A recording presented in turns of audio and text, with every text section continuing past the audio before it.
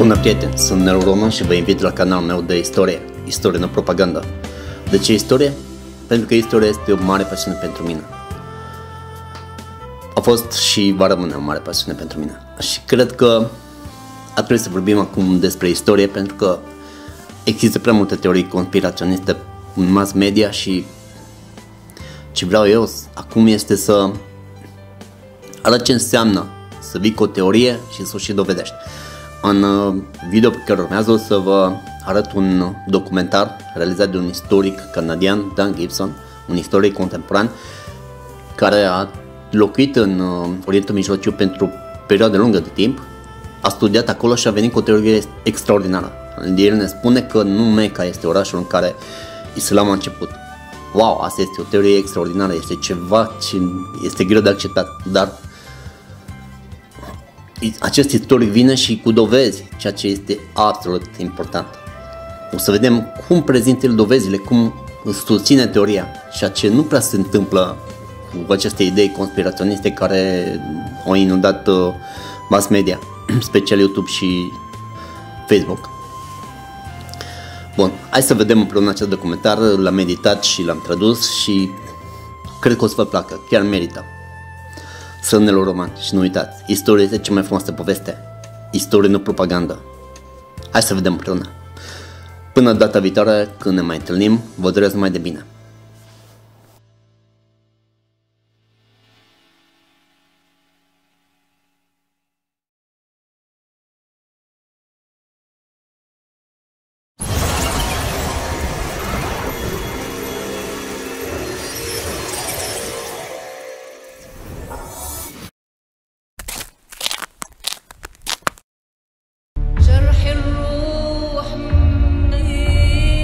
Five times a day, every day, over 1 billion Muslims bow down and recite a prayer to Allah, given to them by Muhammad, their prophet.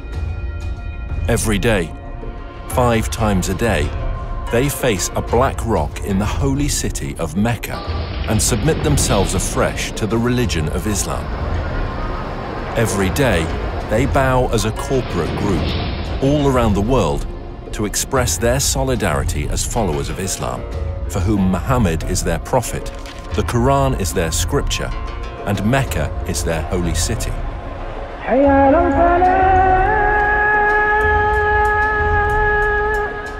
However, as archaeological discoveries are beginning to point to a different story, scholars are seriously examining and challenging the facts about the founding of Islam. And if they're right, how will it affect Muslims today? We have tools at our disposal that have never been available before. Modern technology is allowing us to reconstruct the opening years of Islam and to understand things that have puzzled historians for years. All over the world, universities, museums, and libraries are putting ancient books and writings on the internet for scholars to access. Now we can check these ancient manuscripts with just a few clicks of a mouse. Today, both academics and amateurs alike can accurately check via satellite locations and details that would previously have taken huge expense and effort, and can share them instantly around the world via social media and academic forums. So, now for the very first time, a whole new era of research surrounding the founding of Islam is coming to light, and we can piece together what really happened in Arabia 1500 years ago.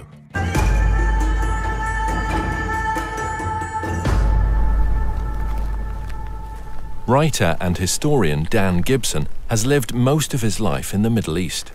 He has extensively researched the peoples and places of the ancient world before Islam.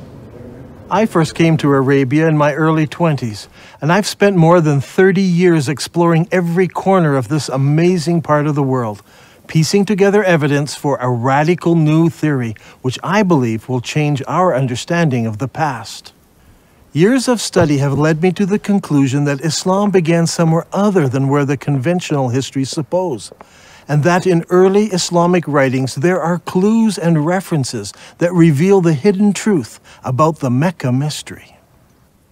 Back in 2002, I had occasion to visit a conference on Nabatean studies organized here by the Al Hussein bin Talal University, During the conference, I had occasion to speak with leading archaeologists from Saudi Arabia and from Jordan. I asked them specifically about the archaeological record in Mecca. While not wishing to be named or quoted, they admitted that there was no archaeological record in Mecca before 800 AD. I had expected them to defend the opinion that Mecca was a walled city with houses and gardens and public buildings and temples. They said no, there was nothing like that there. Did you know that the name Mecca is mentioned only once in the whole Quran? Muslim scholars link other names with Mecca, names such as the Forbidden Gathering Place, or the Holy House, or the Place of Becca or Weeping. All of these terms are universally associated with Mecca today. Nevertheless, the Quran itself does not tell us in so many words that these all refer to Mecca. Muslim scholars see no reason to debate this, but in recent years, some historians have raised questions. They have noted that Mecca was a barren place and not located on the ancient caravan route. People have imagined that the caravans carried incense, spice, and other exotic goods. But according to recent research, by the time of Muhammad, the age of frankincense was now long over, and the Arabs engaged in a trade of leather and clothing, hardly items that could have sustained a large city that was described as the mother of all cities and the center of the trade route. Look at this map. Where do all of the trade routes intersect?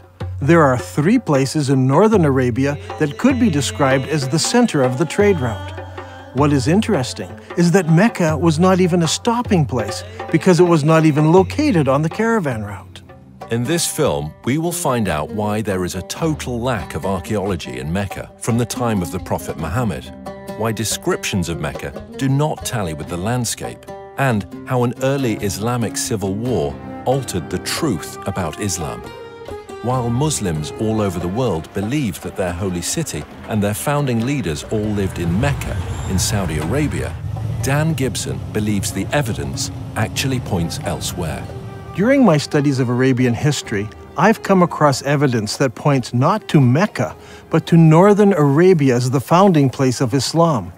Up until now, no one has ever questioned that Mecca is the holy city of Islam. Every Muslim believes that he should pray towards the Black Rock in Mecca. But years of study and countless trips to all parts of the Arabian Peninsula have led me to a radical new understanding of Islamic history.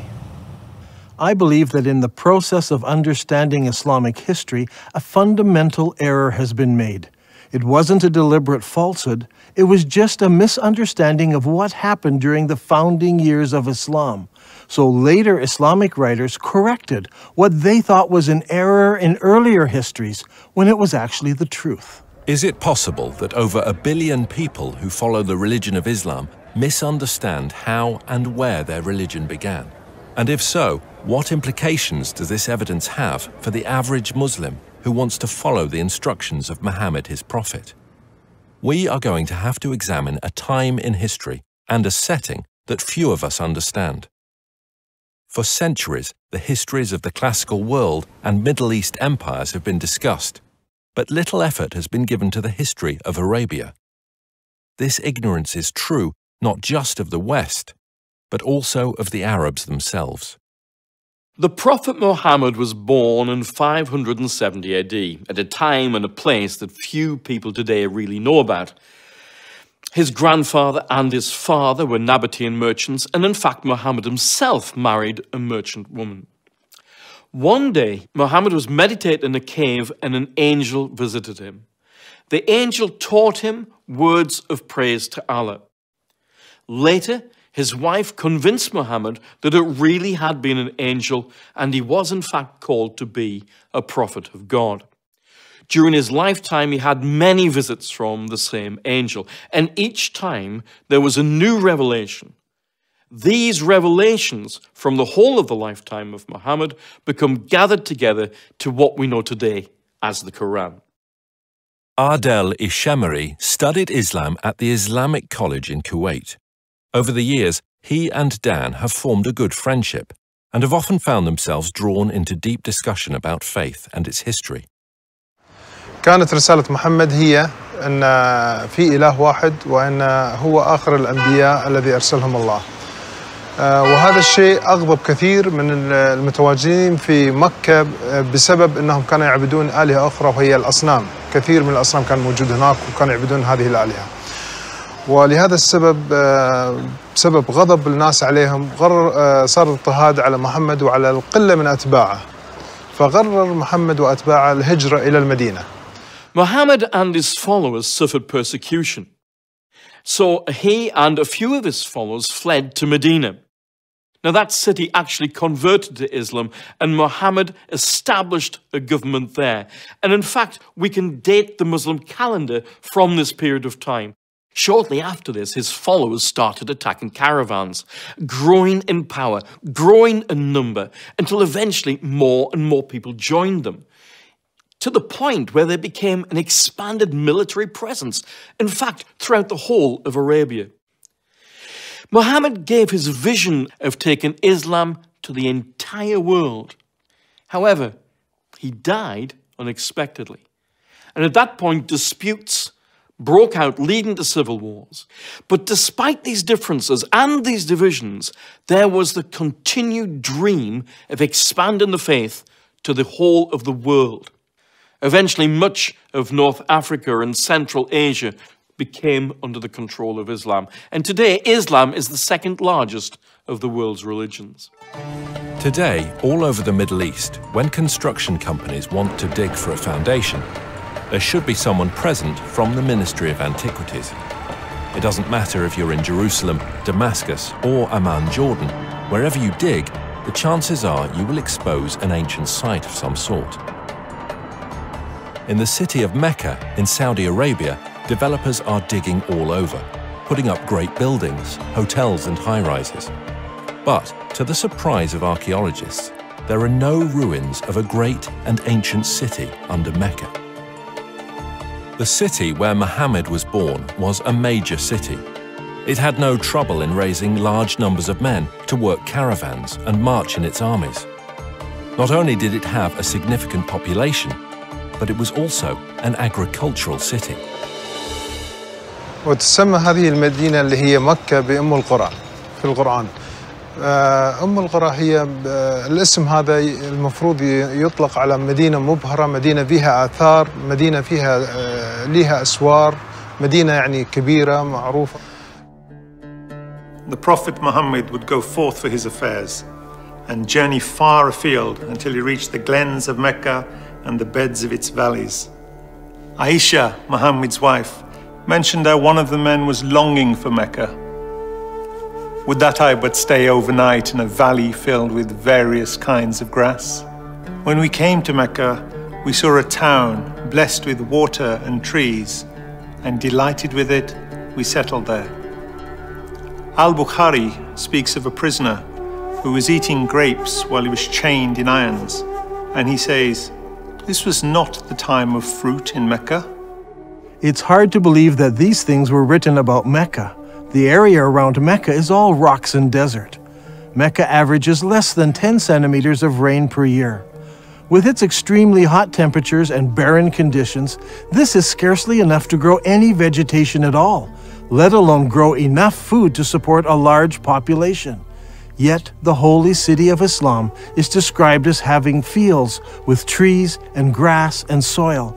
But there's no cultivatable land near Mecca. It doesn't match the ancient descriptions. Ibn Ishaq mentions that the people of Mecca were reluctant to cut down trees in the sacred area. The presence of trees and plants in ancient times can be easily tested by the presence of spores and pollen in undisturbed ancient soil. To date, there is no record of trees having ever existed in ancient Mecca. Another puzzle is that the city of Mecca is missing on all early maps of Arabia. One would expect that a major merchant city would be mentioned on early maps, but not one shows Mecca before the time of Islam. Over the years, I have gathered copies of many ancient maps of Arabia. I have diligently translated them, but never once did I find Mecca mentioned on a map before Islam. Did you know that the name Mecca does not appear in any literature prior to 740 AD? That's 120 years after the founding of Islam. Don't you find it puzzling that for the first 120 years of Islamic history, none of the surrounding nations knew anything about the existence of Mecca? How could a major city, a city that could raise thousands of men in its army, a city that had agriculture, trees, grass, fruit and grapes, be missed by other nations? How could a major city with walls, temples, and public buildings not be found in the annals of other nations, especially if it was a merchant city that undertook trade with all the nations around it? And most puzzling of all is that when we go to the physical location of this ancient city, we find that there is no early archaeological record. It was an insignificant location, not even on a trade route. Many historians today have come to the conclusion that the accounts of the founding of Islam are all myths. Obviously, there is a great discrepancy between what Islamic records tell us and what the archaeologists have been finding, so the conclusion they draw is that the Islamic records are just fabricated myths. In my years of study, I have become convinced that the early records are not myths, but that they refer to another location that fits all of these descriptions. I believe that Muhammad was born and raised in another place, and that Muslims are facing the wrong direction when they pray. According to commonly accepted Islamic history, the Kaaba was a major shrine in the city of Mecca and the focus of pilgrimage in Arabia.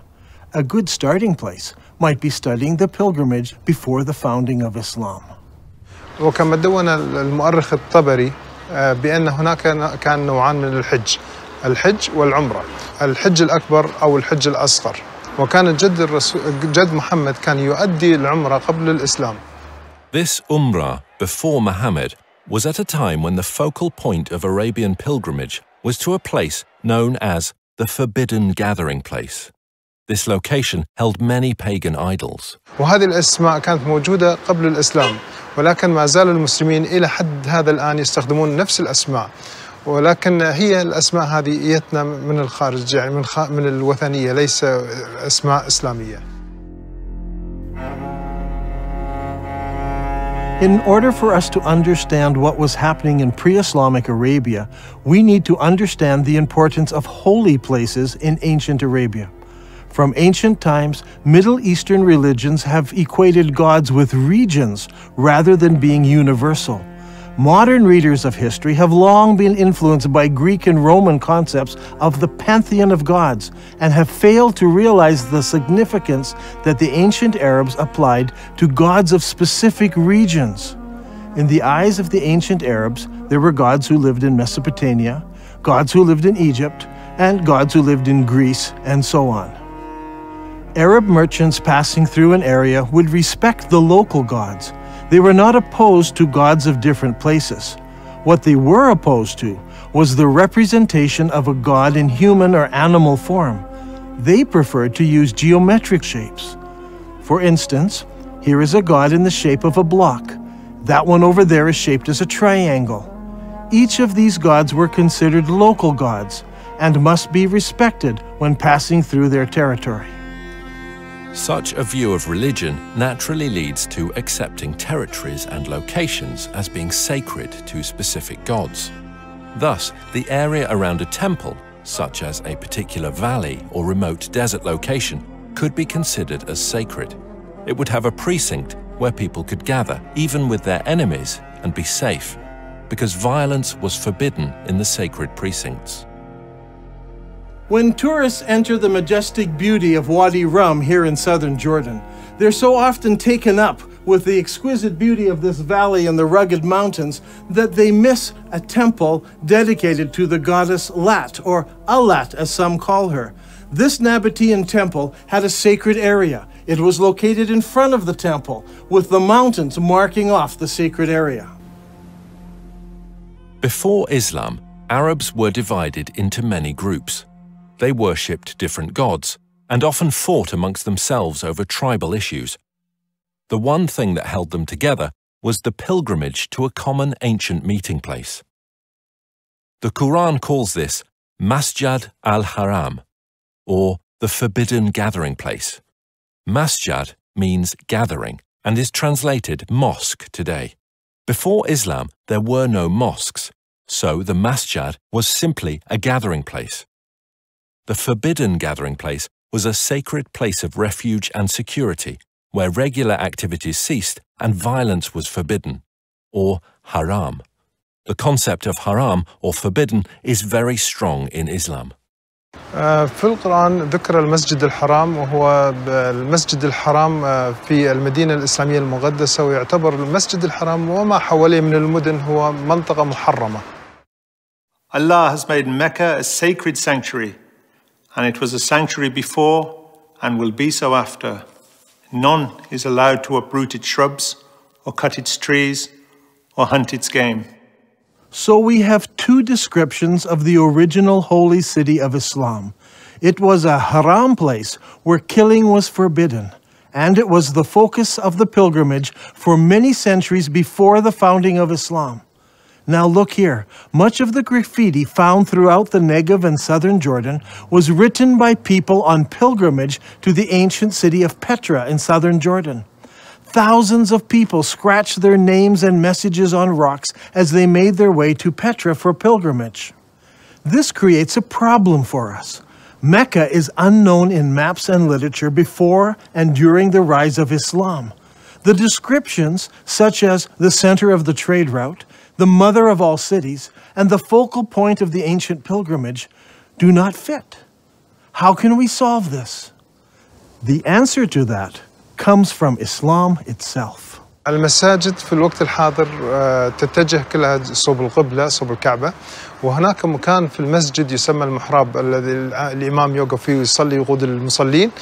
ولكن في الأيام الماضية ما كان موجود هذا المحراب، ولكن كان في حائط يتجه صوب القبلة، وكان المبنى بالكامل مبني باتجاه صوب القبلة. In Islam, it is universally understood that the Qibla is towards Mecca and Saudi Arabia. No one questions the direction of the Qibla today. However, the Quran tells Muslims they have a Qibla. The text of the Quran does not give the name of the city to which prayer was originally made. It only mentions Masjid al-Haram, or the forbidden gathering place. Muslims believe they originally prayed towards Jerusalem. According to Islamic sources, in 624 AD, Muhammad changed the Qibla to Mecca. Muhammad revealed this in Surah 2 of the Quran. Thus we appointed the Qibla to you. Indeed, it was a momentous change, except to those guided by Allah. Allah would never make your faith of no effect. Now shall we turn you to a Qibla that shall please you. Turn then your face in the direction of the Masjid al-Haram. Wherever you are, turn your faces in that direction. As a historian of the Arabian Peninsula, I've always been interested in finding the location of the original Qibla. What direction did Muhammad pray towards before the Qibla was changed? Was it Jerusalem, as some claim? Was it Syria, as some claim? Or was it some other direction? If we were to do this study 100 years ago, it would require an incredible amount of work and research. We would have to travel the world searching ancient sites to find the earliest mosques in Islam. Now, in a few moments, we can do what used to take a lifetime. Google Earth lets us look down on sites from space, and websites like ArcNet can combine the research of hundreds of students and professors. We can examine structures based on various criteria. We choose Islamic buildings, arrange them by date into a chronological list, then determine when they were constructed, check their Qibla direction by using Google Earth, and collate this to determine when the Qibla direction changed towards Mecca. This will give us solid data to work with. Now, determining the Qibla direction is not an exact science. Some of the early mosques, like this one, are not exactly square. So researchers need to find the Qibla wall and project 90 degrees from that wall. Because early buildings were not square, we cannot use the side walls or the back walls.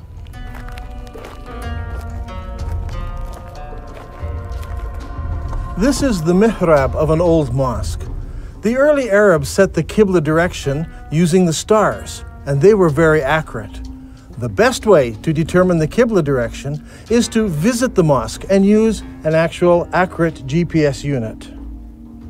Not every mosque can be used for this study. Many of them were totally reconstructed over time, so much so that it is no longer possible to determine their original Qibla direction. However, a number of mosques survive. For instance, there is a mosque called the Mosque of the Two Qiblas in Medina. Islamic history tells us that it was in this very mosque that the companion leading prayers was told of the Qibla change. So he turned around and started praying towards Mecca. The question is, where did he originally face? Muslims have a ready answer. He prayed towards Jerusalem. Now today the Mosque of the Two Qiblas faces Mecca. But in 1987 the mosque was completely torn down so it could be rebuilt. During the construction process, the old foundation was revealed, and they discovered that it did have a Qibla wall that did indeed face north, generally towards Jerusalem. And so Muslims believe originally the Qibla was towards Jerusalem. There is a simple way that this can be put to the test. If we go to the earliest mosques that were built, where we can identify their direction of prayer, we can plot them on a map and see if their lines converge. We'll find one of three things. They all point in different directions. They all point to Jerusalem, or they all point to another location. After the Mosque of the Two Qiblas in Saudi Arabia, there are a further 11 early surviving mosques that we can research. These are located in China, Egypt, southern Jordan, Lebanon, central Jordan, Yemen, Israel, Iraq, Jerusalem, West Bank, and lastly Lebanon. So, if we go in the order that they were built, the second surviving mosque was built in Guangzhou, China. Guangzhou is the modern name for what was known as the city of Canton. When Marco Polo reached this city in 1300 AD, he discovered over 100,000 Arab and Persian merchants living there. You see, the Arabs had been trading with the Chinese for hundreds and hundreds of years. This is all well documented. And so Abu Waqas, an uncle of Muhammad, traveled to China on a trade mission. And according to Chinese manuscripts, he built a mosque for the Arabs in Canton in 627 AD, or 6 years after the founding of Islam. I personally examined this mosque and used a GPS unit to determine the mosque's Qibla direction. What I found was surprising. This mosque does not face Mecca. It faces 12 degrees north of Mecca, meaning that it does not face Jerusalem either. Its Qibla passes south of Jerusalem. The next mosque was built in 641 AD, about 20 years after the founding of Islam, in the town of Fustat, just outside of Cairo. This mosque was rebuilt and enlarged several times, so that today the original foundation is no longer evident.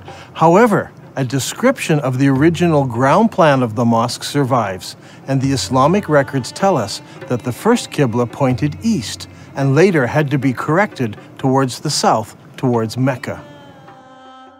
The next surviving Islamic building is the Umayyad Palace, built here at Humayma in southern Jordan. Around 700 AD, or about 80 years after the founding of Islam, the Abbas family built a large manor house here. This house had no special mosque area. Rather, the faithful would line up here in the courtyard to pray. This house has Qibla direction, but it is not towards Jerusalem. The following year, a new mosque was built in Baalbek in Lebanon. Notice that its Qibla does not point to Mecca.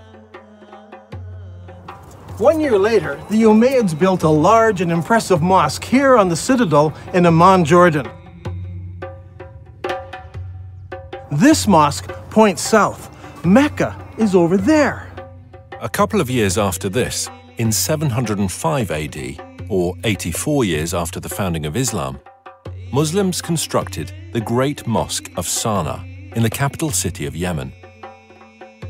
While this mosque points in the general direction of Mecca, it actually points to the west of Jerusalem.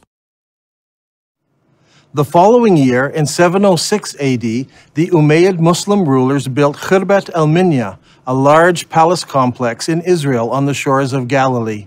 This palace complex had a specific room used as a mosque. According to the inscription set into a gateway, it was built 87 years after the founding of Islam by the Muslim ruler Al-Walid. This building and its mosque do not face Jerusalem. That same year, the Muslims also built the Wasit Mosque in Iraq. Originally, archaeologists claimed that this mosque pointed to Jerusalem. However, further research has shown that this mosque points south of Jerusalem. The next mosque is the Al-Aqsa Mosque in Jerusalem itself. This mosque is not the temple dome, but rather the old mosque to the south of the dome. This mosque is already in Jerusalem, but it also has a Qibla, and it does not point to Mecca. The next mosque we come to was built in 724 AD, 103 years after the founding of Islam. This is the Khirbat al-Mafjar Mosque near Jericho in the Jordan Valley.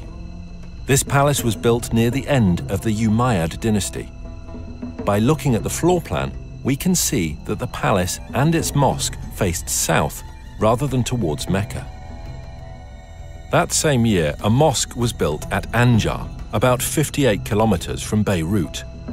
It was built near the end of the Umayyad period, and no more than 30 years later, it fell into ruins and eventually was abandoned. Since it was never rebuilt, we can easily determine the Qibla direction, which does not point towards Mecca or Jerusalem.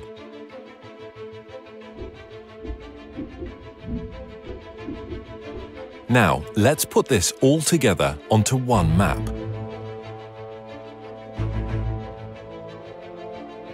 The result is amazing. During the first 100 years of Islam, 100% of all the surviving mosques we have located so far face a spot in southern Jordan rather than Mecca. From north, south, east and west, mosques all face towards one spot. This isn't some small error in determining the Qibla direction. They all specifically point to just one place. Directly under this point is the ancient city of Petra. This is a city that is well known to us today. It is a popular tourist site. Tourists come from all over the world to marvel at the great temples and the monuments in this city. Could it be that Petra is the mother of all cities described in the Quran? It was the focus of the ancient Arab pilgrimage. So could Petra also be the birthplace of Muhammad and the founding city of Islam? دان غريب، يعني أنت تقول إن البتراء لكن البخاري يقول لنا هي القدس، فشلون تبي نفكر في هذا الأمر؟ شلون تبينا نقبل هذا الشيء؟ يعني البخاري قال لنا القدس.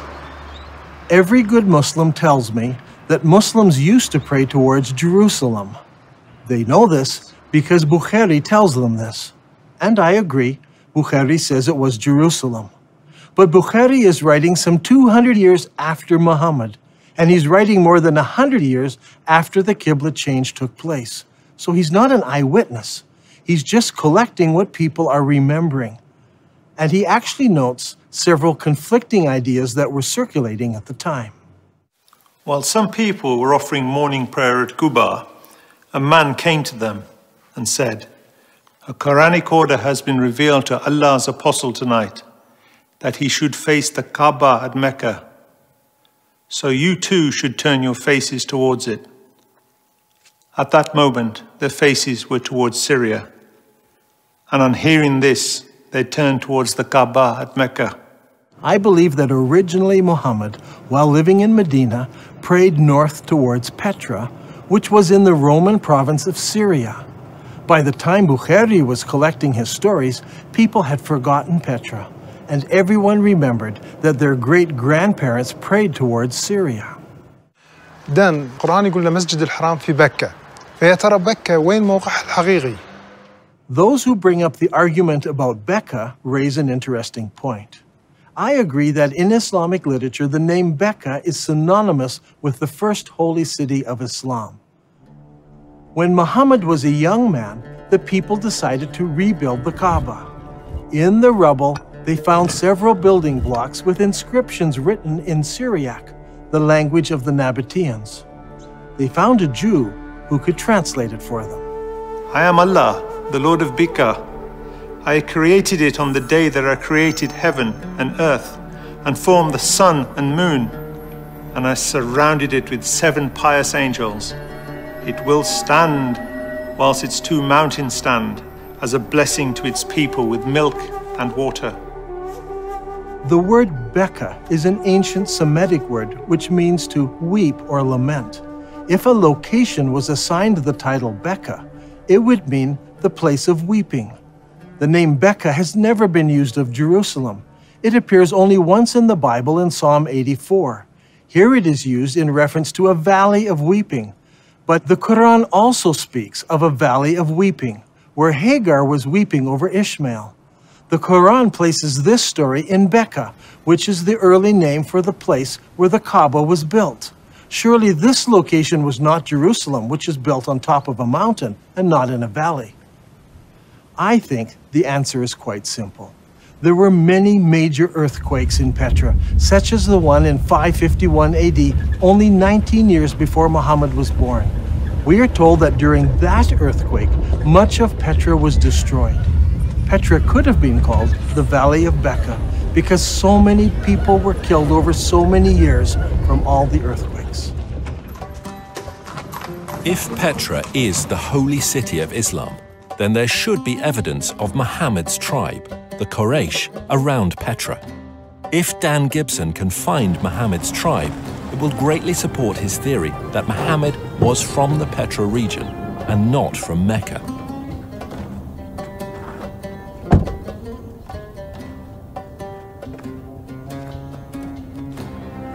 Long ago, this was known as the city of Hawar, or Humayma as it is known today. Archaeologists have uncovered a farmhouse belonging to the Abbasid family and a mosque built sometime later. When the Muslims of Iraq defeated the Umayyads of Damascus, they wanted a member of Muhammad's family to support and legitimize their revolt. And so they came here to Humayma, 27 miles from Petra. It was here that they found Muhammad's family and the Quraysh tribe. They didn't go to Mecca in Saudi Arabia or Medina. They came here to Humayma, 27 miles outside of Petra. It was here that they found the Quraysh tribe and the family of Muhammad, not in Saudi Arabia. So far, we have discovered that the early mosques of Islam all faced the ancient city of Petra. But does the city of Petra fit the Islamic descriptions of the original holy city of Islam? There is a story told by all of the early biographers of Muhammad. It concerns Abdullah, Muhammad's father. He was working in the field one day and he came home with dirt on his hands. He went into his first wife and said, "Lie with me," but she refused because he was dirty. So he went out, washed off the soil, went into his next wife, Amina. She conceived, and in this way Muhammad was born. What is important to us about this story is that all of the early writers use the same word for the dirt on Abdullah's hands. They all use an Arabic word for soil, especially the soil of a cultivated plot or field. The problem is, there is no cultivatable land near Mecca. However, when we come to Petra, we discover that Petra had water, fields, and trees. According to archaeologists, there were private and public gardens, as well as running water brought into the city through aqueducts and clay pipes. Archaeologists have described fruit trees, grapes, and gardens existing in ancient Petra. Even today, there are cultivated plots of land between Petra and El Beida, which is 5 kilometers away. By analyzing ancient soil, researchers have discovered that only 100 years ago, the hills around Petra were covered with trees, including oak, juniper, pistachio, and carob. Not only did the holy city have trees and fields, it was also a walled city. Ibn Ishaq says, and they surrounded him by the walls of Mecca. Now this is very puzzling because Mecca had no city walls. Some think perhaps this was a house in Mecca, but Ibn Ishaq specifically says the walls of Mecca. But Mecca was not a walled city. So what about Petra? Petra was built in a valley. On either side of the valley were large mountains with cliffs. These cliffs were as good as city walls. So the people of Petra built walls from one mountain cliff to the other mountain cliff, both on this side of the valley and also on the other side of the valley. So Petra had city walls. Another distinctive feature in Petra is that it contains a very unique stream. Now usually you have a valley with mountains on one side, mountains on the other, and a stream running down the center of the valley. But in this case, long ago earthquakes cracked these mountains so that there is a crack in that mountain, water runs through that crack, across the valley, and out the crack in the other side.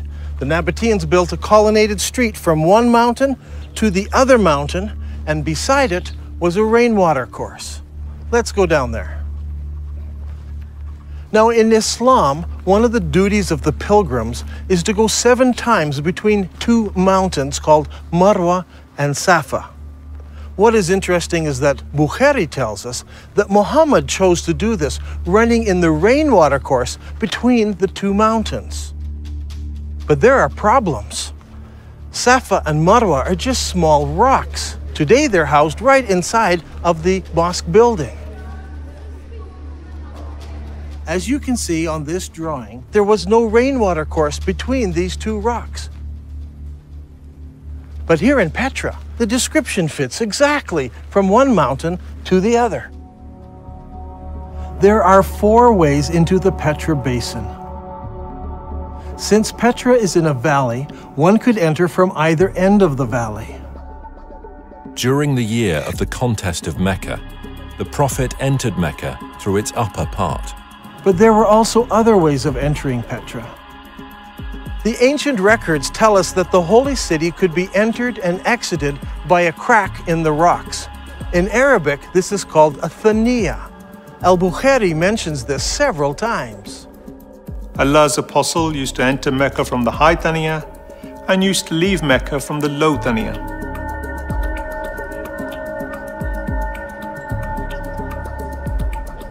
The Prophet went on advancing till he reached the thaniya through which one would go to them, that is, the people of Quraysh. There are 2 thaniya entrances. One of these is the famous Sikh that tourists pass through to enter the city. The other is on the far side of the colonnaded street and leads into a maze of canyons that eventually empty out into Wadi Araba below the Dead Sea. Petra also has many temples.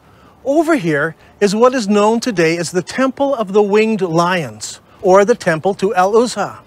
Behind me is what is known as Kesser al-Bint today, or the Temple to the god Dushera. This short chain of mountains here was the home to the god, and here in the very heart of the mountains is the temple to this god, El-Dushera. Now, Ibn Hisham relates to us a very interesting story.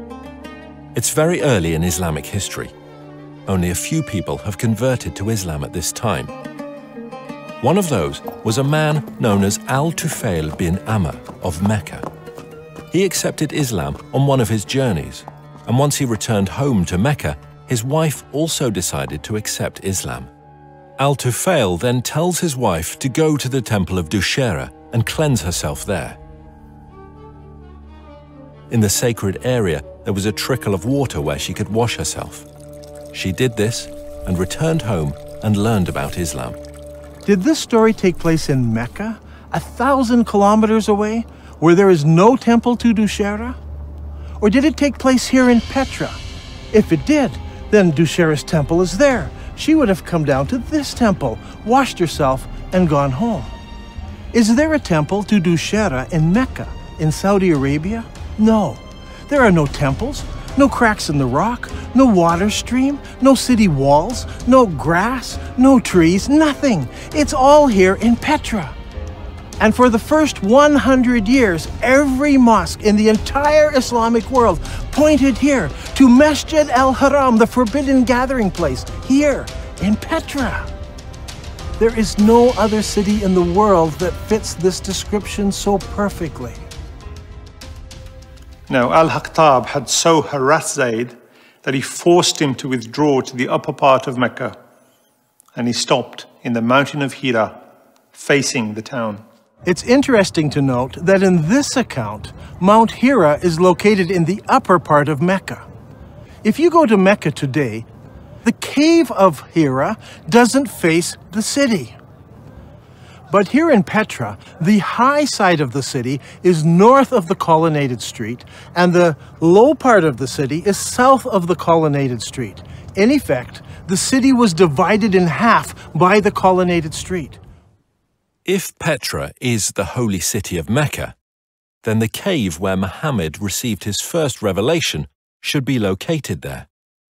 The ancient records say that the cave faced the town, and that it was low down since Muhammad tried to climb the mountain to throw himself off. If that's the case, I think I know just the spot, but we'll have to go over there.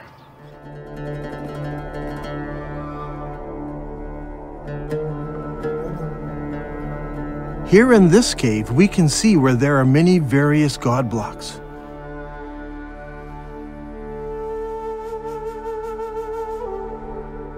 Up there is a large crescent symbol.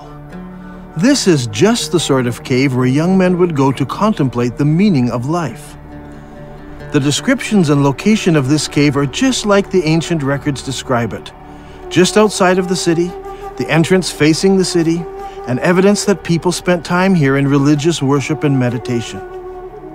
I think that this is one of the holiest spots for all of Islam, and it's here in Petra.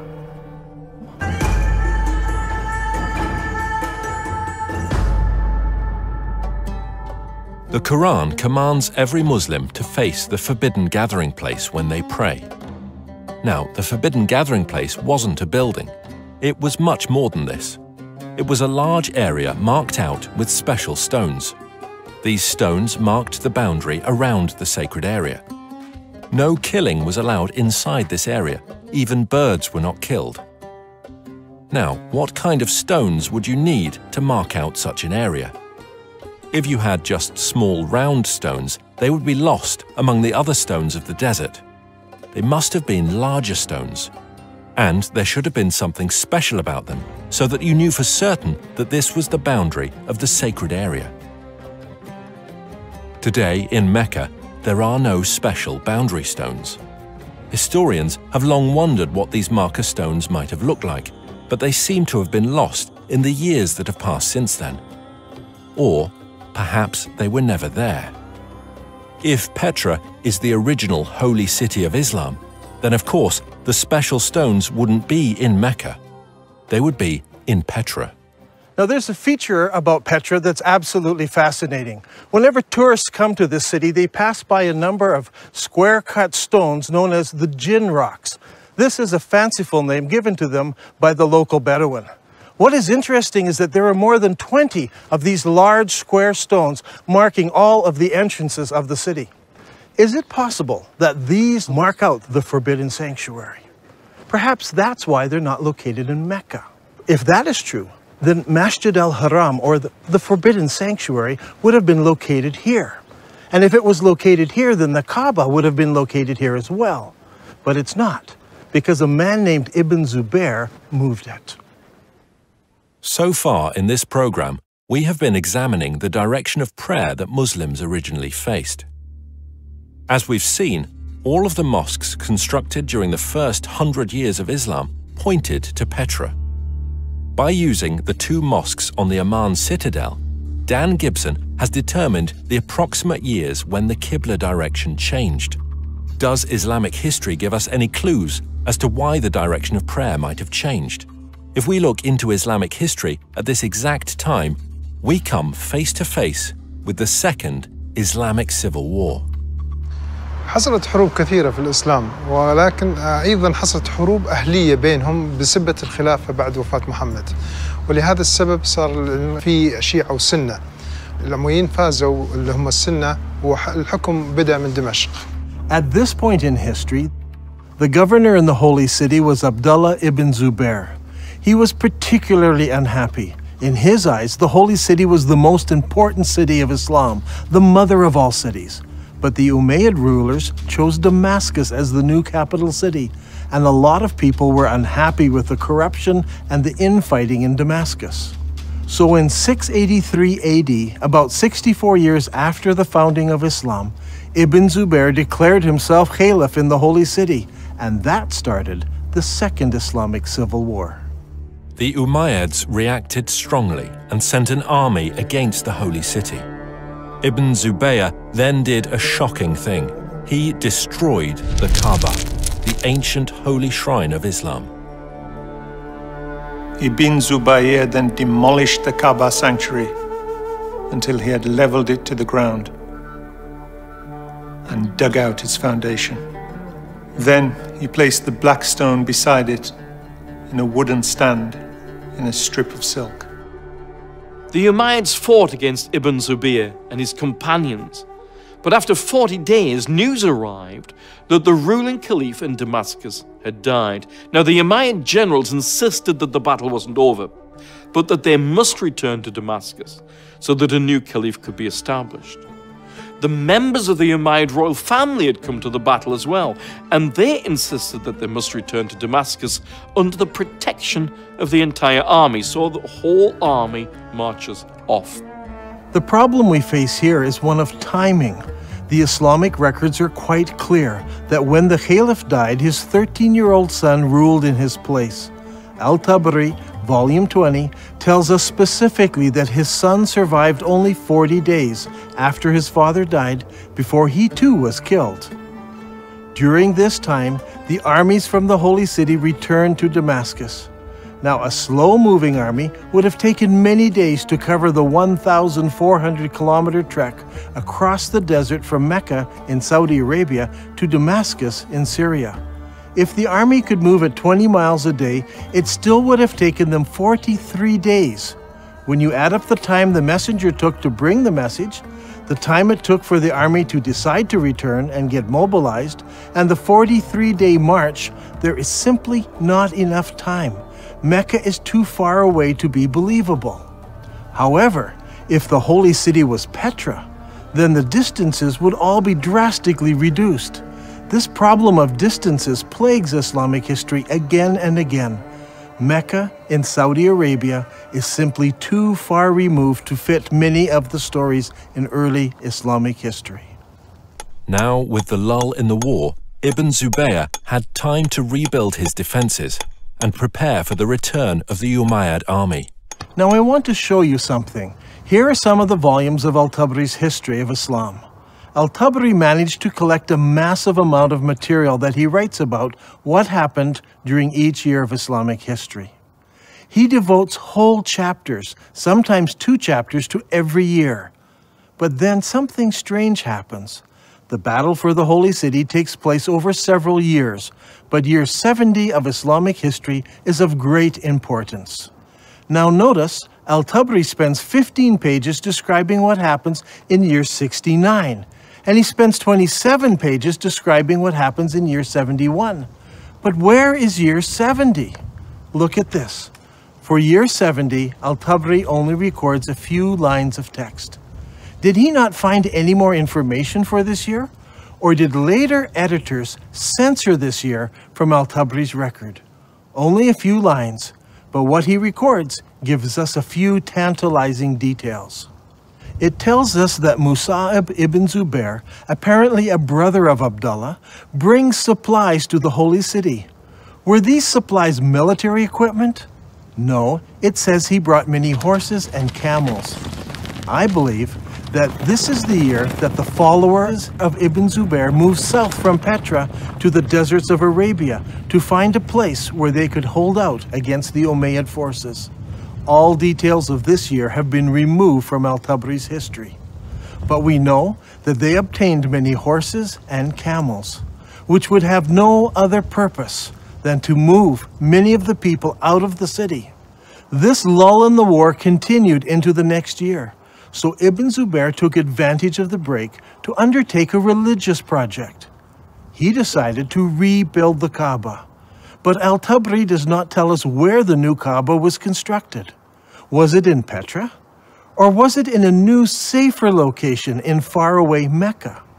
I believe that the new Kaaba was built in Saudi Arabia, and that the black rock was moved there for safekeeping. So even if Ibn Zubayr lost the holy city, he still had the rock and a new Kaaba. After a new caliph was established, the Umayyad army returned. This time the army was bigger, and the Umayyads brought large weapons of war with them. Among them, a stone-throwing machine called a manjanik.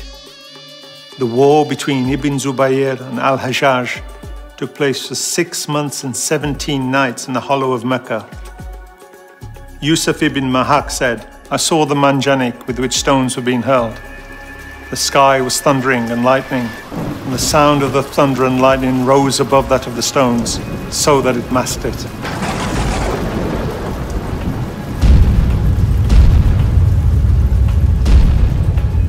During the fighting, Ibn Zubayr took refuge in a ruined building beside the Kaaba, and this began another battle, which completed the destruction of the Kaaba area of the holy city. Eventually, Ibn Zubayr lost the battle, but the cause was taken up by those in the city of Medina in Saudi Arabia and by the city of Kufa in Iraq. I believe that during this time, the Islamic world was thrown into contention. Should they pray towards Petra, or should they pray towards Mecca? The great Islamic empire had divided into two. Originally, the Umayyads ruled from Damascus, and they prayed towards Petra. But they were defeated in battle, and now the eastern part of the empire was ruled by the Abbasids, who all constructed their mosques facing towards Mecca. It was during this exact time that we see a change in mosque construction. Before this, every new mosque constructed faced Petra. But now, for the first time, some of the new mosques began to face Mecca in Saudi Arabia. But the problem still existed. What do you do with the old mosques? They were built facing Petra. It was during this time that mosques began hanging a sign on the wall to indicate the direction of prayer. It was said in the reign of Uthman that the Caliph ordered that signs be posted to the walls of the mosques in Medina. This was so that the pilgrims could easily identify the direction to which they needed to address their prayers. Now this is a very interesting development, because up until this time, mosques were built so the faithful had only to face the Qibla wall and they faced the holy city. Why would you need to introduce a sign unless the direction of prayer had changed? Around this time, around 89 years after the founding of Islam, a niche was suddenly introduced into mosque structure to denote the direction of prayer. This niche was added to older buildings and also incorporated into newer buildings. Today, the niche is standard in every mosque, but it wasn't originally. There was no niche until the Qibla direction changed. In the Civil War, the Umayyads still prayed towards Petra, but the rebels in the Holy City in Medina and in Kufa chose to pray towards the new Qibla in Saudi Arabia. When the armies of Kufa met Ibn Zubayr, Bujair ibn Abdullah al-Musli spoke, "Praise be to God who has tested us with shackles and tested you by your forgiving us. Ibn Zubayr, we are people who turn to the same Qibla as you." What a strange phrase. We are the people who turn to the same Qibla as you. Muslim historians argue that this means the same Qibla as every other Muslim. But now that we have uncovered evidence of the change of Qibla at this very time, this phrase takes on special significance. The people of Kufa join with Ibn Zubayr in accepting his Qibla. This is key to understanding much of what takes place later. Even though Ibn Zubair is eventually killed and seems to lose the civil war, the city of Kufa plays a major role in the development of the new Abbasid dynasty, and Kufa becomes a theological center and a place for copying Qurans. In the Islamic world, things were a mess. Not only were Muslims divided politically, they were divided religiously. Obeying the wishes of Allah as revealed by the Prophet Muhammad was at the very heart of Islam. Should you obey Muhammad and the Quran and face towards the forbidden gathering place in Petra? Or should you pray towards the sacred house and the Black Rock, which is in Saudi Arabia? So far, Dan Gibson has plotted the existing mosques from the 1st century of Islam, and they all point to Petra in Jordan. So what about the mosques of the 2nd century of Islam? Do they all point to Petra as well? Here is where things start to get interesting. During my studies, I discovered that the mosques built during the 2nd century of Islam point in different directions. This is what I call the time of confusion. 102 years after the founding of Islam, the Mosque of Ummah was constructed in southern Syria, in the ancient city of Busra. As you can see, the mosque's orientation does not point towards Mecca. But clearly, it does not point to Petra either. 5 years later, the ruling Muslims built a palace in the Syrian deserts known as Qasr al-Hayar al-Gharbi. This is a drawing of the floor plan of the palace and the mosque in the corner of the complex. The whole complex seems to face somewhere between Petra and Mecca. A couple of years later, Qasr al-Hayar-i-Shaki Palace was built about 100 kilometers north of Palmyra. If we examine the ground plan of the palace buildings, we notice that the palace and its mosque don't seem to align to either Mecca or Petra. Once again, it points in between. Is it possible that something had happened which made the builders not want to choose either Petra or Mecca, so they pointed the Qibla between the two? We can see from the map that the Qibla points exactly between the two cities. It is not a slight error in calculation, but a deliberate avoiding of both Petra and Mecca. So, we must find an answer elsewhere to explain that change. 109 years after the founding of Islam, a mosque was built in Bangalore, Pakistan. Like all of the other mosques of the period, it had only a Qibla wall without a niche. This mosque, however, pointed towards Mecca in Saudi Arabia. Here we have the very first mosque that we can identify as pointing to Mecca. There may have been others built that no longer exist, but this mosque is significant because it's the earliest surviving mosque that we can truly say faced Mecca in Saudi Arabia. And what is astounding is that it was built about 100 years after the death of Muhammad. This is very late for Muslim historians, and it is going to cause traditional Islamic history all kinds of trouble. One of the most important buildings in our study is found here on the citadel of Amman, Jordan. This Umayyad palace was built about 122 years after the founding of Islam. Now, if you remember, we looked at an Umayyad mosque built over here. This mosque points directly towards Petra, but when they built the palace, its Qibla direction was directly towards Mecca. So clearly, the Qibla direction changed sometime between the construction of those buildings and the construction of this palace. This will help us determine how and when the Qibla direction changed. Remember, it was during the construction of this palace that the name Mecca first appears in literature anywhere. الغريب أن مكة لم تذكر طول هالسنين هذه لا في الكتب الأدبية ولا الكتب الإسلامية، ولكن ما تم ذكرها إلا عند تغيير القبلة، وهذا شيء غريب جدا. يا ترى شنو الأسباب؟ يعني المفروض أنه يذكر حتى في الكتب الإسلامية في تاريخ الإسلام، ولكن لم يذكر هذا الشيء إلا عند تغيير القبلة. هذا شيء غريب. The next major mosque that was constructed was built 32 kilometers south of Amman, Jordan. This was known as the Mushatta Palace and Mosque, and it was built in 743 AD. As you can see, it was a very large and impressive Umayyad palace, with the mosque located in the southern part of the structure, facing Petra. Indeed, the entire complex faces Petra. What makes this interesting is that it seems that Islam is now split into several groups. There were the traditionalists who built their mosques like this one, facing Petra. But there were reformers whose mosques face Mecca. And there were others who are not in either group, and they refused to select either of those qiblas. During this time, a significant change took place in Islamic history. The Umayyad rulers of Islam in Damascus were defeated by the Abbasids of Kufa. In 754 AD, Al-Mansur, the new caliph, commissioned the construction of a brand new eastern capital, choosing Baghdad in Iraq as his site. The new city was built on a spectacular design. Rather than the haphazard shape common to most Middle Eastern cities, this city was built in a great circle. The designers went out to a brand new area and used ashes to draw out the city plan on the ground prior to construction. The city, which was completed in 767 AD, was 2 kilometers in diameter. As you can see on this drawing, the main mosque of the city had no niche indicating the direction of prayer. That was to come later.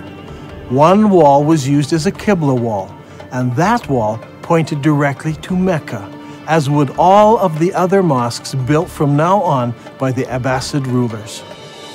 If this is all true, then the Prophet Muhammad and the first 4 rightly guided caliphs in Islam and the following Umayyad rulers who ruled Islam from Damascus all prayed towards the city of Petra. But late in the Umayyad reign, something happened that caused the builders to change the direction of their mosques. Some pointed to Petra, some to Mecca, and some chose to be neutral and point between the two.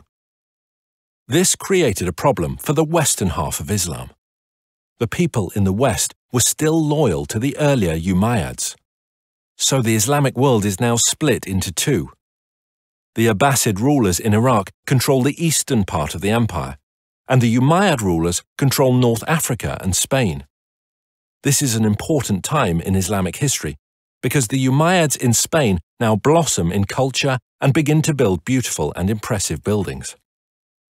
The builders in Spain had a problem. Traditionally, Umayyads all prayed towards Petra. But, as we're going to see, something devastating happened, resulting in future mosques no longer facing that direction. Their enemies, the Abbasids, now pray towards Mecca in Saudi Arabia, so they don't want to choose that direction of prayer. So what should the Umayyads do? As I examined the mosques built by the Spanish Umayyads, I discovered a most surprising development. These builders chose neither Petra nor Mecca. Now, as we have seen, some of the builders in the Middle East chose to point their qiblas between the 2 cities. But the builders in North Africa and Spain decided to do something completely different. Over the years, historians have always been puzzled by these mosques. Their qiblas seem to point towards somewhere in South Africa, but all of the African and Spanish mosques point to slightly different places. It all seems very confusing. However, when plotted on a map, we can see that the mosques of North Africa and Spain all have qiblas that are parallel to a line drawn between Petra and Mecca. So rather than choosing Petra or Mecca, they chose to make their qiblas parallel to a line drawn between the 2 cities. كل المسلمين يعرفون بأن مكة موجودة في السعودية، وأنت في نظريتك اليوم يعني تقول لي مكة موجودة في البتراء، على أي أساس أنت جبت هذا الفكرة؟ يعني شنو الدليل؟ شنو البرهان هذا؟ يعني برهانك ودليلك على هذا الشيء؟ احنا اللي عارفينه أن مكة موجودة في السعودية، فعلى أي أساس أنت جبت هذا الشيء؟ If you're still not convinced, I want to show you something else. Do you remember when we discussed the Second Islamic Civil War? Ibn Zubair barricaded himself in the Holy City, and the Umayyad Syrian army surrounded him and kept him there for 4 months. During the month of October, the Syrians brought a catapult up to the city walls, where they lobbed rocks right into the holy places of Islam. How is this possible? Normally, people live behind the city walls. A catapult would simply smash down people's houses. But in this case, it said the catapult hit the holy places of Islam right in the center of the city. How is this possible? Well, here in Petra, there is a unique feature. Petra had city walls. In the north and in the south, the city walls crossed the valley. But in the north, the city walls did not go all the way to the canyon because there was a watercourse running along the canyon. I believe the Syrians brought their catapult up the dry river course right to the place where they could lob rocks into the very heart of the city, hitting the Kaaba and the holy places of Islam. Archaeologists from Brown University have been digging here in Petra for many years. Their project was to excavate what is known as the Great Temple area. As they uncovered the temple, Dan was amazed to find evidence that supported his theory. One of the interesting features of this building is that people built defenses here against attack. See, here in this doorway, they closed it in so they could defend themselves. This happened sometime after the earthquake of 551 AD. We can date the defenses of here by the roofing tiles that were used in the construction of these defenses. However, there are no recorded battles in Petra during this time. So we know this happened during the founding years of Islam. But this is not the only evidence we have. During the excavations, the archaeologists uncovered over 400 catapult stones. These stones are buried in about the right place at exactly the right time. This is an extremely strong indication that the battle took place here and that the first original Kaaba was close to this location. So, Islam was divided between the traditionalists and the reformers. The traditionalists prayed towards Petra in Jordan, and the reformers prayed towards Mecca in Saudi Arabia, and others deliberately choosing a middle path. How were they ever going to solve this dilemma? Petra, the city of weeping, suffered a fatal calamity. Massive earthquakes shook the Petra region, destroying buildings, temples, and houses. The damage was so bad that the city was never rebuilt again. The evidence for that first Kaaba is gone now. The catapult stones destroyed much of it. Ibn Zubayr destroyed the rest. In 713, an earthquake destroyed the dam that diverts the water around Petra. So every year, floodwaters washed away whatever evidence was left. So, with the memory of Petra fading from view, the chroniclers of Islamic history, writing some 150 years later, would never mention it by name. In time, the memories of these two locations became merged into one, that of Mecca in Saudi Arabia. From now on, all Qiblas would point here. It wasn't until modern archaeological tools, satellite photos, and the internet allowed the networking of historians, academics, and scholars around the world to start piecing together a different picture. هذا الأمر غريب، يعني أول مرة نسمع فيه، يعني شلون المسلمين تبيهم يصدقون في هذا الشيء المكتوب، يعني غريبة، ليش ما مذكور في الكتب الإسلامية ولا مذكور في كتب التاريخ؟ شلون نسوا ولا يعني يا ترى هل تناسوا ولا نسوا هذا الأمر؟ شلون ما ذكروه؟ شيء غريب. In order to understand the events that influenced the writing of Islamic history, we need to recognize several things. First, it is my belief there was a literary vacuum in the early Islamic empire, created by zealous Muslims who destroyed books and manuscripts, erased inscriptions, burned libraries, and destroyed all literature except the Quran, which was mostly bits and pieces of what people remembered of the revelations that Muhammad gave. This destruction of written material by the Islamic forces has been well documented. One piece of evidence is a letter from 640 AD from the Caliph to General Amru, the leader of the Muslim armies in Egypt, who asked the Caliph what should he do with the thousands of manuscripts he found in warehouses in Alexandria. The Caliph's answer has been recorded and known for centuries. As for the books you mention, here is my reply. If their content is in accordance with the revelations of Allah, we may do without them. for in that case the revelations of Allah more than suffice. If, on the other hand, they contain matter not in accordance with the revelations of Allah, there can be no need to preserve them. Proceed then and destroy them. The Muslim writer Ibn al-Kifti tells us that the books were distributed to the public baths of Alexandria, where they were used to feed the stoves, which kept the baths comfortably warm.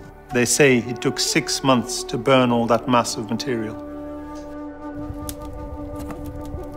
Eutychius, the patriarch of Constantinople, recorded that there were 4,000 baths that received books from the Alexandrian library. This burning of books, however, did not start in Egypt, but 4 years earlier in Persia. Caliph Umar's army met with the Persian armies in the Battle of Qadisiyah in the year 636 AD. In early January 637, the Muslim advance guard reached the outskirts of Ctesiphon and laid siege to the city for 2 months. Eventually the city fell and the Muslims occupied it. During the fighting, the palaces and the library at Ctesiphon were deliberately burned. In the end, the only book that managed to survive in Arabia was the glorious Quran. When it comes to the history of the Quran, historians have struggled. It seems that most of the Quran was retained in an oral fashion rather than written form. While the Arabs were great memorizers and had the ability to retain the entirety of the Quran, the retention of materials in an oral tradition suffers from several difficulties. First, the accuracy of the memories of the individuals involved must be perfect. In the case of the Quran, arguments arose over the various verses, how they should be rendered, and if they should or should not be included in the whole. Second, the problem of transferring knowledge from the learned to the novice is often a difficult step. In the case of the Quran, most of the men who memorized the sayings of Muhammad were also warriors. As is often the case, warriors die in battle, and their knowledge of the Quran perished with them. This is amply illustrated in the Battle of Yamama, when an estimated 450 men who had memorized the Quran were killed. Hudayfa bin al-Yaman came to Uthman at the time when the people of Damascus and the people of Iraq were waging war to conquer Armenia and Azerbaijan. Hudayfa was afraid because the people of Damascus and Iraq had differences in the recitation of the Quran. So he said to Uthman, "O chief of the believers, save this nation before they differ about the revelations." So Uthman sent a message to Hafsa saying, "Send us your manuscript of the Quran so that we may compile the Quranic materials into perfect copies and return the manuscript to you." Hafsa sent it. Then a group of men sat down to create a new copy of the Quran. Uthman said to the 3 Quraysh men, "In case you disagree, write it in the dialect of Quraysh, for the Quran was revealed in their tongue." When several copies were written, Uthman returned the original manuscript to Hafsa. Uthman then sends every Muslim province 1 copy of what's been written, and he orders that all of the Quranic material, whether written in fragmentary manuscripts or even in whole copies, that they all be burned. And so the burning continued. This time, even Quranic materials were burnt. But it did not stop the arguing about what should or should not be included in the Quran. When the new Qurans arrived in various provinces, people argued against them. Sa'id bin Thabit said, "A verse from Surat Al-Ahzab was missed when we copied the Quran, and I used to hear Allah's apostle reciting it. So we searched for it and found it with Husayma bin Thabit al-Ansari." These 5 or 6 copies were now the only Qurans in the entire Muslim empire. Uthman's order to burn all other Quranic material tried to wipe out all Qurans everywhere, except the few that were held by the provincial governors. In effect, all non-Muslim books were destroyed, and then the Muslims destroyed all of their own books and writings, except for 5 or 6 copies. Remember, the Islamic Empire at this time stretched from the Atlantic Ocean through the Middle East all the way to Afghanistan, and only 5 or 6 copies of the Quran existed in all those millions of square kilometers. This is what I refer to when I speak of a literary vacuum. Much later, once the Abbasids took control of the Islamic Empire, they recognized this literary vacuum and they set out to correct it. The problem was, they were interested in producing an Abbasid version of Islamic history. So all of the materials produced under the Abbasid control reflected the politically correct version of Abbasid history. These histories and hadiths about the previous 250 or more years were collected, copied, and distributed. Those books that were written earlier were either destroyed or edited by later writers who thought they found errors in them. Under Abbasid rule, massive religious, scientific, and academic projects were undertaken. The Abbasid rulers encouraged scholarly development that would not only present the early years of Islam in a good light, but would also confirm their own right to ruling the empire. During this period of time, we find the great Islamic historians writing their treatise on Islamic history, and they also edit the earlier accounts. For example, we don't have Ibn Ishaq's original biography of Muhammad, as Ibn Hisham, under the Abbasids, corrected what he called grievous errors in the original account. After the editing of Ibn Hisham, the rest of the great Islamic historians began to write their histories, and they present us with an Islamic history that was tailored to suit the religious and political worldview of the Abbasids of their day. Is it possible that Muslims today are victims of an Abbasid cover-up? Did the Abbasids purposely turn Muslims away from praying towards the forbidden gathering place in Petra, as the Quran commands, and make them pray towards the Black Rock, now residing in Mecca? Are Muslims still being misled by Abbasid propaganda?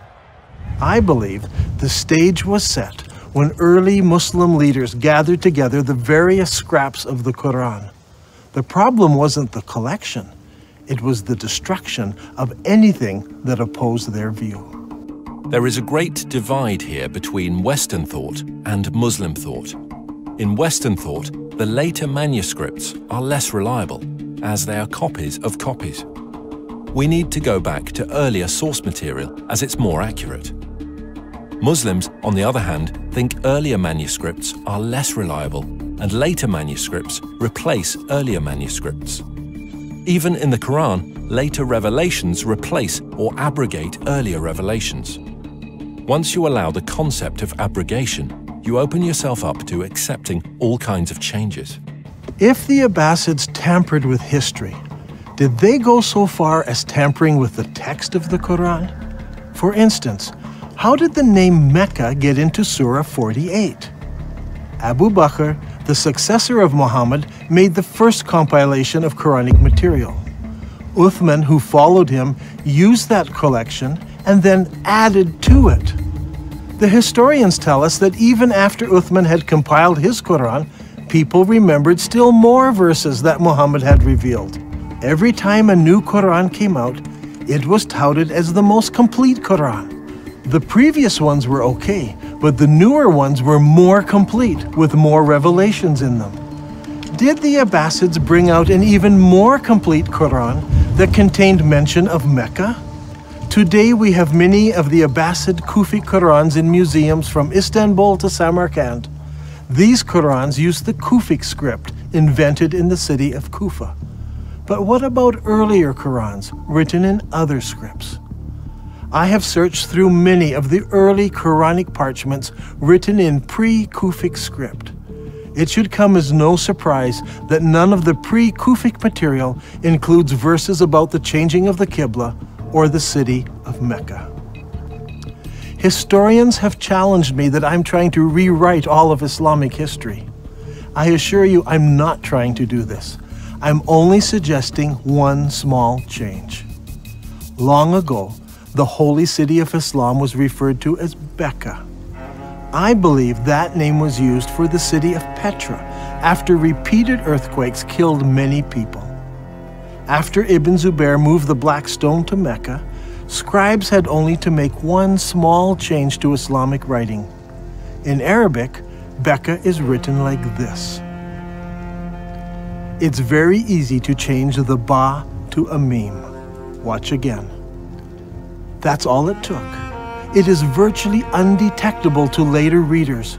Did the Abbasid scribes correct an earlier reference to Mecca in the Quran and make it into Mecca?